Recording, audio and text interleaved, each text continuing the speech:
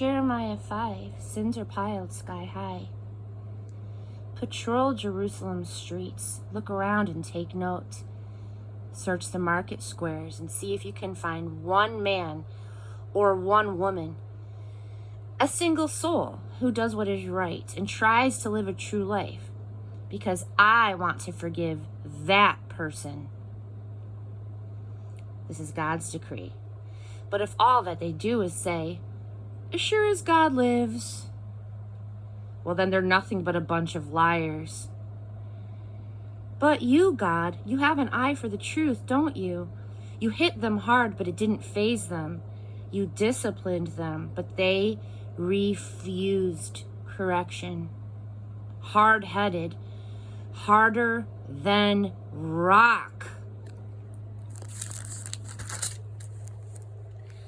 They wouldn't change. Then I said to myself, well, these are just poor people. They don't know any better. They were never taught anything about God. They never went to prayer meetings. I'll find some people from the best families. I'll talk to them. They'll know what's going on, the way that God works. They'll know the score. But they were no better. Rebels all. Off doing their own thing. The invaders are ready to pounce and kill like a mountain lion, a wilderness wolf.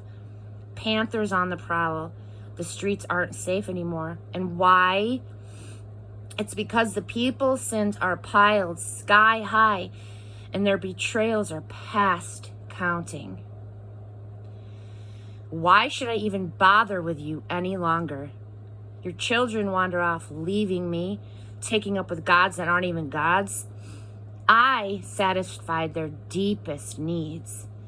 And then they went off with the, quote, sacred whores and left me for orgies and sex shrines. A bunch of well-groomed, lusty stallions, each one pawing and snorting for his neighbor's wife. Do you think that I'm going to stand around and do nothing? This is God's decree. Don't you think I'll take serious measures against a people like this? Eyes that don't really look and ears that don't really listen. Go down the rows of vineyards and rip up the vines, but not all of them. Leave a few. Prune back those vines. That growth didn't come from God. They've betrayed me over and over again.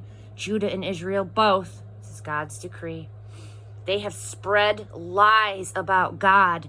They've said, there's nothing to him. Nothing bad will happen to us. Neither famine nor war will come our way. The prophets are all windbags. They speak nothing but nonsense. Therefore, this is what God said to me, God of the angel armies. Because they have talked this way, they are going to eat those words. Watch now. I'm putting my words as fire in your mouth. And the people are a pile of kindling ready to go up in flames. Attention, I'm bringing a far-off nation against you, O house of Israel. This is God's decree. A solid nation, an ancient nation, a nation that speaks another language. You wouldn't understand a word that they say.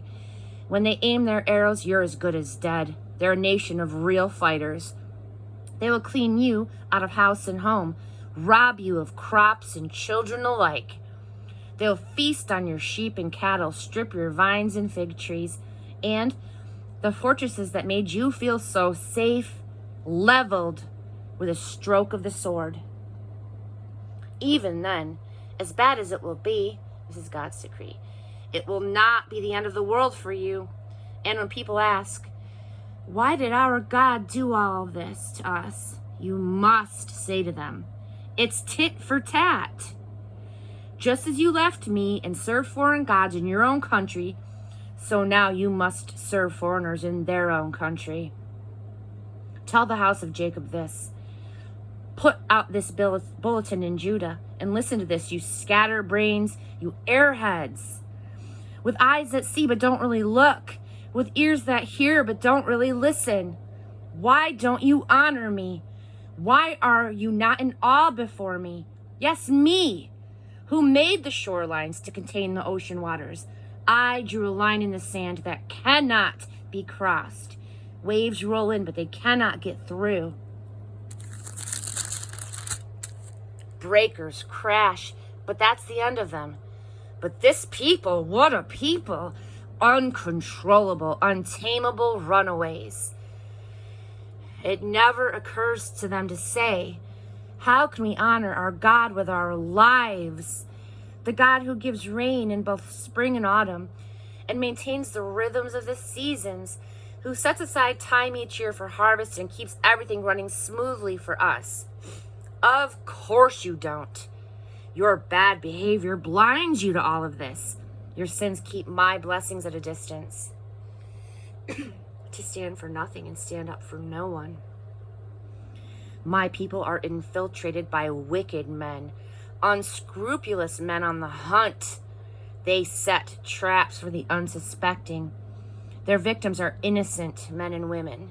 Their houses are stuffed with ill-gotten gain, like a hunter's bag full of birds.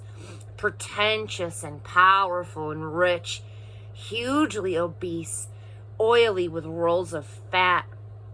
Worse, they have no conscience. Right and wrong mean nothing to them. They stand for nothing. They stand up for no one. They throw orphans to the wolves and exploit the poor. Do you think that I'll stand by and do nothing about this? This is God's decree.